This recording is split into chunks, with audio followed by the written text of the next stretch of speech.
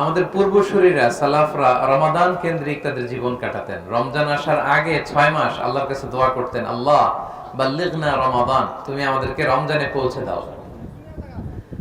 রমজান আসার কয় মাস আগ থেকে? 6 মাস আগ থেকে বলতেন, আল্লাহ তুমি আমাকে রমজান নসিব করো। আবার রমজান চলে যাওয়ার পরে বাকি 6 মাস আল্লাহর কাছে দোয়া করতেন, আল্লাহ এই রমাদানে আমি যে ইবাদত গুলো করেছি এই ইবাদত গুলো তুমি কবুল করো। তাহলে রমজানের আগে কয় মাস? রমজানের পরে? তাহলে পুরো 1 বছর তারা কাটাতেন রমাদান কেন্দ্রিক। আল্লাহু আকবার। তাহলে আমরা এই যে রমাদান শেষ করলাম, আমরা যেন আল্লাহর কাছে দোয়া করি যে আল্লাহ তুমি আমাদের ইবাদতগুলো কবুল করো। আবার আজকে ঈদের দিন থেকে শুরু করে নেক্সট 6 মাস আল্লাহ এই যে কিয়ামুল লাইল করলাম, তারাবি করলাম, সাদাকা দিলাম, কোরআন তেলাওয়াত করলাম, আল্লাহ এই ইবাদতগুলো কবুল করো। এইভাবে ওনারা রমজান কেন্দ্রিক লাইফ কাটাতেন। এবং প্রিয় ভাইরা, রমাদানে আমরা দিনের বেলা খাইনি, ঠিক কিনা?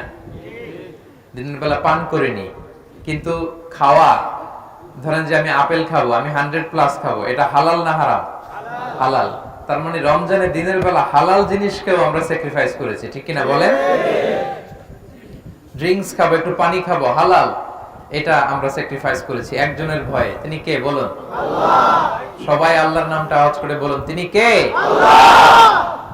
আল্লাহর ভয়ে আমরা খাবারকে স্যাক্রিফাইস করেছি, হালাল খাবার, হালাল পানিও স্যাক্রিফাইস করেছি। আমরা যারা বিবাহিত মানুষরা স্ত্রীর সাথে হাজবেন্ড ওয়াইফ মেলামেশা করা, এটা হালাল, কিন্তু দিনের বেলায় আমরা সেটা করেছি কার ভয়ে? তাহলে রমাদানে আমরা হালাল জিনিসকে আল্লাহর ভয়ে স্যাক্রিফাইস করেছি। আমরা খাইনি, আমরা পান করিনি, আমরা বিবাহিতরা হাজবেন্ড ওয়াইফ মেলামেশা করিনি। কিন্তু রমাদানের বাইরে বাকি 11টি মাস হারামকে যেন আমরা স্যাক্রিফাইস করি। এই রমজানে যেমনি হালাল আমরা আল্লাহর ভয়ে খাই নাই, বাকি 11 মাস যেন হারামকে স্যাক্রিফাইস করি। বলেন তো আওয়াজ করে, সুদ খাওয়া হালাল না হারাম? আওয়াজ করে বলুন, সুদ খাওয়া হালাল না হারাম? হালাল। এই হারামকে আমরা স্যাক্রিফাইস করব আল্লাহর ভয়ে। সুদের 70টা গুনাহ, সবচেয়ে ছোট গুনাহ নিজের মায়ের সাথে ব্যভিচার করা। আপনারা কেউ সুদের সাথে জড়িত নাই তো ভাই? ঈদের দিনে প্রতিজ্ঞা করুন, আমরা সুদ খাবো না, সুদকে আমরা না বলে দিব। সুদকে আমরা কি বলবো?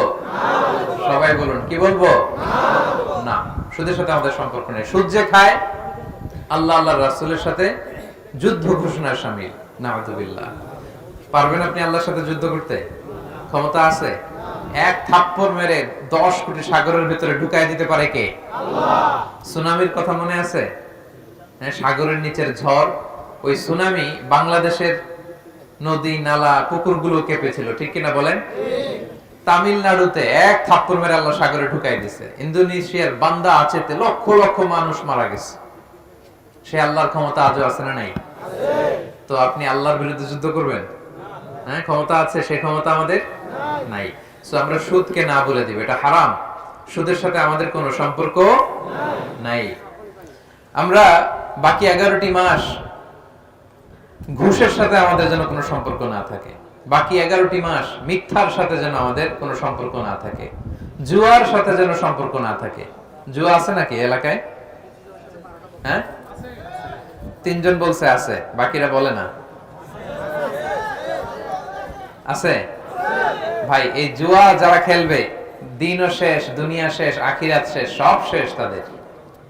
এগুলো যেন আমরা না করি। লটারি আছে নাকি এখানে?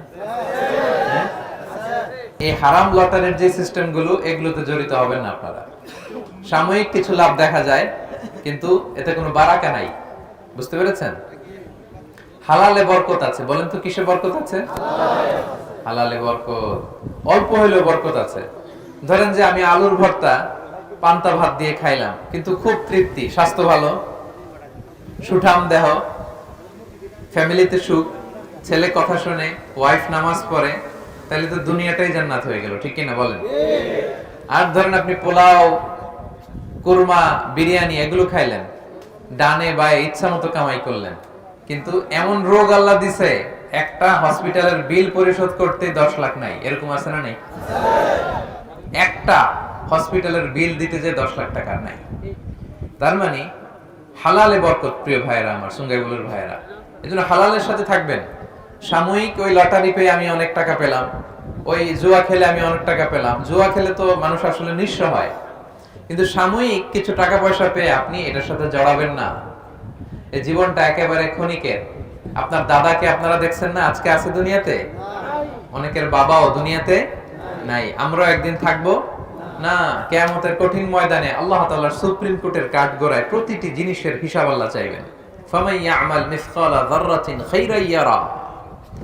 ছোট্ট ভালো করেছো, এটা দেখবে, প্রতিদান পাবে। ছোট্ট খারাপ করেছো, এটা তুমি নিজে দেখবে আমলনামায়। অবাক হয়ে যাবেন, মালি হাদাল কিতাব লা ইগাদিরু সগীরাতান ওয়ালা কাবীরাতান ইল্লা আহসাহা।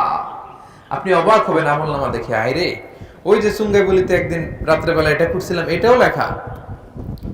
তারপর অমুক দিন সকালবেলা এটা করছিলাম, এটাও লেখা। একজনরে একটা ছোট্ট খারাপ কথা বলছিলাম, এটাও লেখা। এক মুরব্বীরে সিট ছেড়ে বসতে দিছিলাম, এটাও লেখা। ভালো যা করেছেন সব প্রতিদান আপনি পাবেন, জমা আছে। আপনার অ্যাকাউন্ট বোঝাই হচ্ছে, পাহাড়ের মতো উঁচু করে আপনার আমলনামে আল্লাহ এগুলো ঢুকিয়ে দিবে। এজন্য আমাদের হতাশ হওয়ার, নিরাশ হওয়ার কোনো কারণ নাই। ছোট্ট ভালো করলেও সেটার প্রতিদান আমাদেরকে দিবেন কে? ছোট্ট খারাপ করলেও প্রতিদান দিবেন কে? এজন্য সাময়িক লাভ দেখে আপনি জুয়াতে জড়াবেন না, এইসব লটারিতে জড়াবেন না। যারা জড়ায় জড়াক, আপনি জড়াবেন না। আপনার অল্প ইনকাম, এটার মধ্যে বরকত ঢুকাই দিবে কে? আল্লাহ তাআলা বরকত দেয়ার মালিক। বরকত আপনি চোখে দেখবেন না, আপনি ফিল করবেন। আপনি সুস্থ থাকবেন, আপনার জীবনে, আপনার পরিবারে, আপনার লাইফে বারাকা হবে। বারাকা দেওয়ার মালিক একজন, তিনি কে? আল্লাহ। নজরের হেফাজত করতে হবে। নজর, হ্যাঁ, আশেপাশে এটা multi religious society, multi cultural society. এখানে অনেক ধর্মের লোকজন আছে, তারা তাদের মতো চলবে, উঠবে, ফিরবে, কিন্তু আমাদের নজরকে কি করতে হবে? হেফাজত করতে হবে। এখানে মদ টদ খাওয়ার অভ্যাস আছে নাকি আশেপাশে? হ্যাঁ, ও এটার সাউন্ড তো দেখে অনেক বেশি। এটাও আছে? ইয়া আল্লাহ। এই মদের সাথে মুসলমানদের কোনো সম্পর্ক নাই। এই যে হুইস্কি, ওয়াইন, বিয়ার, এগুলো আপনারা খাবেন? হাত দিয়ে ছোবেন? এখানে আশেপাশে অনেকে খায়, অনেক দেশের ন্যাশনালিটি আছে। আমাদের অনেক নেপালি ভাইরা নাকি খায়, আমি শুনেছি। তাদের ধর্ম হয়তো আলাদা, তাদেরটা আলাদা, কিন্তু আমাদের ধর্মের নাম কি? সবাই বলুন, কি নাম? ইসলাম। ইসলাম পেয়ে আমরা খুশি না বেজার? তাহলে ইসলাম যে বিধান দিয়েছে আমরা সেটা মেনে নেব। মদ খাবেন না, জুয়া খেলবেন না, হ্যাঁ, এগুলোর সাথে নিজেদেরকে জড়াবেন না। আমার সঙ্গে গুরুর প্রাণপ্রিয় ভাইয়েরা, বিশ্বনবী বলেন আল্লাহর কাছে সবচেয়ে প্রিয় আমল ওইটা যেটা বান্দা নিয়মিত করে, যদিও অল্প হয়।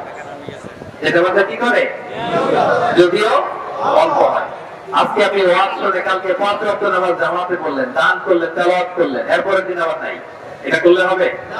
প্রতিদিন ভালো কাজ প্রতিদিন নিয়মিত করবেন, যদিও অল্প হয়। করা যাবে তো ইনশাআল্লাহ? আজকে শাওয়াল মাস শুরু হলো। বিষ্ণু ইসলাম বলেছেন, মান সামা রমাদানা সুম্মা আতবাআহু সিত্তাম মিন শাওয়ালিন কানা কাসিয়ামিদ দাহর। ও আমার উম্মতেরা, যারা রমজানের রোজা রাখলো, এরপরে শাওয়ালের আরো 6টা রোজা রাখলো, আওয়াজ করে বলেন কয়টা? 6টা। কানা কাসিয়ামিদ দাহর, সেজন্য সারা বছর রোজা রাখলো। সুবহানাল্লাহ। আজকের দিনে রোজা রাখা হারাম, বছরে 5 দিন রোজা রাখা হারাম। আজকের ঈদুল ফিতরের একদিন, কুরবানির দিন গেল 2 দিন, কুরবানির ঈদের পরে আরো 3 দিন, মোট কয় দিন? এই 5 দিন রোজা রাখা হারাম। এর বাইরে সময়গুলো আমরা রোজা রাখতে পারবো। তো কালকে থেকে আপনারা শুরু করতে পারবেন শাওয়ালের রোজা। পুরো শাওয়াল মাসে একসাথে যদি 6টা রেখে দিতে চান তাও পারবেন, গ্যাপ দিয়ে দিয়ে 1টা, 2টা, 3টা করে করে 6টা তাও পারবেন। তাহলে শাওয়ালের 6 রোজা যেন আমরা রাখি, পারা যাবে তো ইনশাআল্লাহ? আমরা আল্লাহ তাআলার কাছে কামনা করি আল্লাহ তাআলা আমাদের ইবাদতগুলোকে কবুল করুন। আমরা রমাদানে যেভাবে সিয়াম পালন করেছি, আমরা যেন বছরের অন্য সময়গুলোতে নফল সিয়াম গুলো পালন করতে পারি। আল্লাহ তৌফিক দান করুন। আমাদের ইবাদত, আমাদের কিয়ামুল লাইল, আমাদের সাদাকা সব আল্লাহ তাআলা তার কুদরতি হাত দিয়ে কবুল করুন। আওয়াজ করে পড়েন আমিন।